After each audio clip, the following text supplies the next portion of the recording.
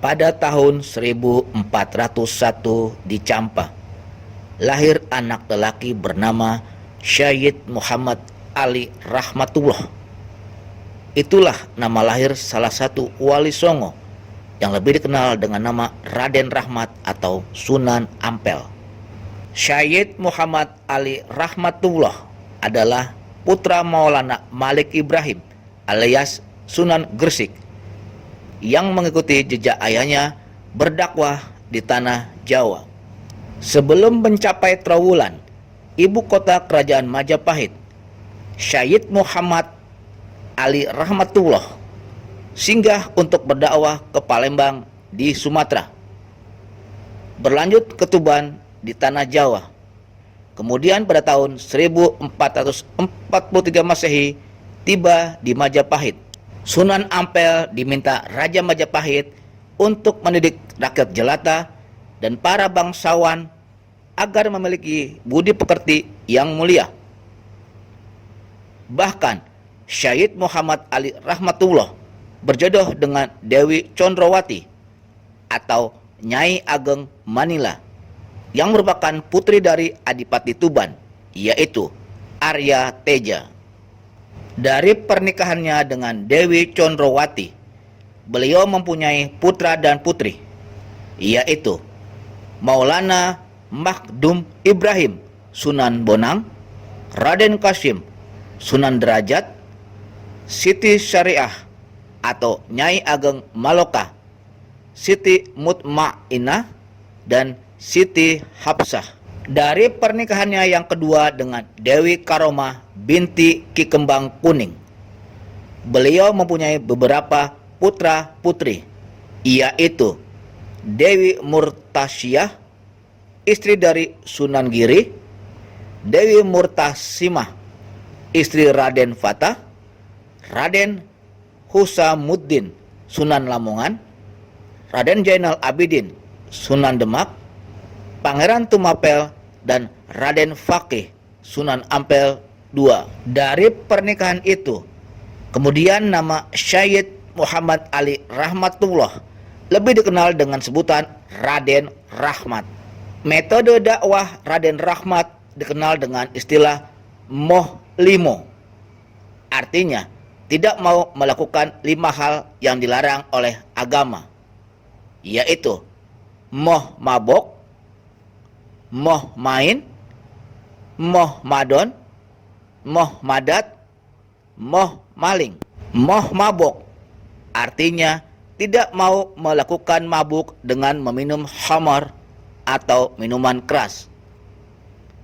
Moh main artinya tidak mau melakukan permainan judi, sabung ayam, dan lain-lain. Moh madon artinya tidak mau melakukan jinah. Moh madat artinya tidak mau memakai narkoba. Moh maling artinya tidak mau mencuri dan sejenisnya. Keberhasilan Raden Rahmat mendakwakan Moh Limo menyebabkan beliau diperkenankan menyiarkan agama Islam di wilayah Surabaya, bahkan di seluruh wilayah kerajaan Majapahit. Dalam perjalanan menuju Surabaya, rombongan Raden Rahmat melalui desa Krian Wonokromo hingga memasuki Kembang Kuning. Selama dalam perjalanan, beliau juga berdakwah kepada penduduk setempat yang dilaluinya. Cara berdakwah yang digunakan saat itu cukup unik, yaitu beliau membuat kipas yang berasal dari anyaman rotan. Kipas tersebut kemudian beliau bagikan kepada masyarakat setempat secara gratis. Cara tersebut terus beliau lakukan hingga memasuki desa Kembang Kuning, yang saat itu masih berupa hutan belukar dan banyak rawa-rawa. Raden Rahmat beserta rombongan kemudian membuka hutan dan mendirikan masjid sederhana. Kelak di kemudian hari, masjid sederhana tersebut sudah berkembang menjadi masjid besar dan bagus, dan diberi nama Masjid Rahmat Kembang Kemuning. Di Kembang Kuning, Raden Rahmat berinteraksi dengan 2 tokoh masyarakat, yaitu Ki Waryo Sarojo dan Ki Bangkuning. Kedua tokoh tersebut dan keluarganya masuk Islam. Hal ini membuat kegiatan dakwah Raden Rahmat semakin kondusif. Begitu sampai di tujuan, hal pertama beliau lakukan adalah membangun masjid sebagai pusat kegiatan ibadah. Karena beliau menetap di Ampel Denta. Kemudian Raden Rahmat lebih dikenal sebagai Sunan Ampel. Selain mendirikan masjid, Sunan Ampel juga mendirikan pesantren sebagai tempat untuk mendidik putra bangsawan. Selain dari kalangan bangsawan, murid-murid Sunan Ampel kebanyakan dari kalangan rakyat biasa. Bahkan beberapa anggota Wali Songo merupakan murid beliau.